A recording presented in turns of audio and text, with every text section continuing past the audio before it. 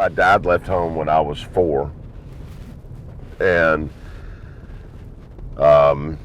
we really didn't have much of a relationship. He actually passed not too long ago, and it was my stepbrother that actually told me, and I had nothing to do with it. We had no relationship, and there were a lot of. My mother was very well intentioned, and I don't want to make it sound like she's evil, but there were a lot of guys after that came into my life, and there were a lot of guys that left.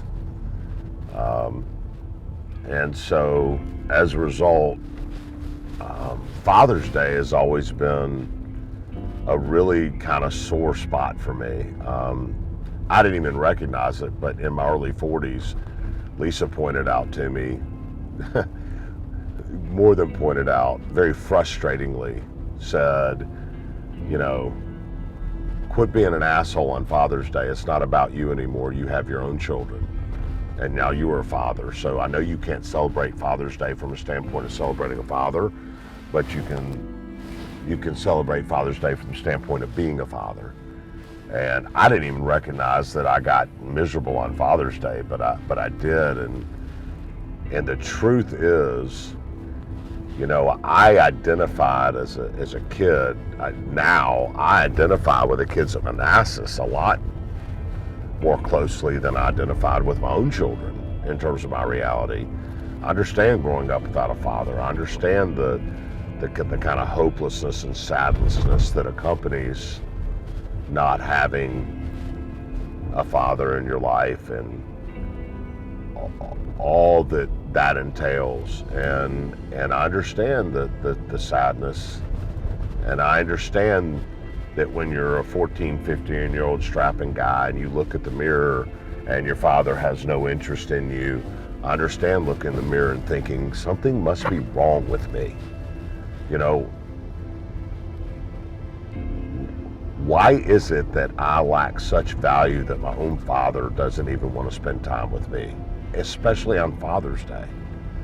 And I fought that for many years, and I know many of the kids that played football for me at Manassas fought that for many years. And so on the one hand, you see a grown man with a business and some success, and been married to his wife for 30 years, and these beautiful 4 children who've grown up well-adjusted and happy and healthy, and you think, oh, well, I know what that guy's life looks like, but the truth is you don't.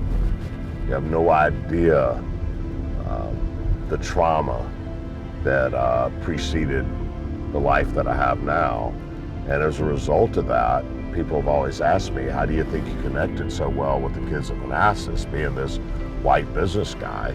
And the truth is, I don't identify as a white business guy. I identify as a kid that came from a lot of trauma. And so the truth is, I really understand them more and their reality more than I understand my own kids' reality, because I didn't grow up like my kids did. So it took a lot of work to get to a place that Father's Day is a happy day around my house, but Lisa whipped my ass into shape like she normally does, and now we have good Father's Days, but it took a long time to get there.